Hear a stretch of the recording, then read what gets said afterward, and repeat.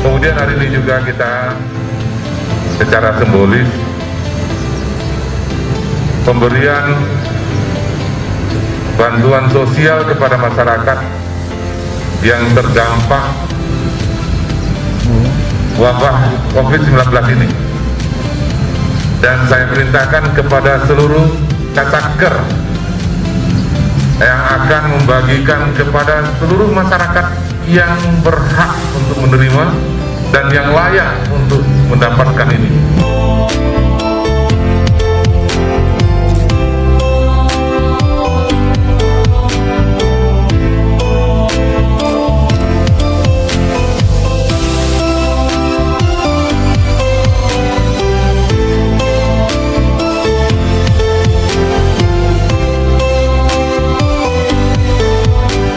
Assalamualaikum warahmatullahi wabarakatuh.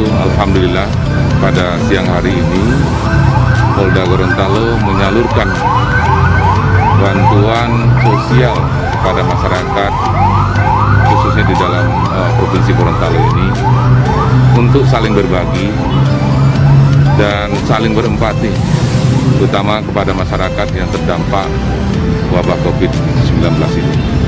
Dan ini murni dari kita semua, dari anggota, dan kita menyisihkan sebagian dari rezeki dan kita berbagi kepada masyarakat.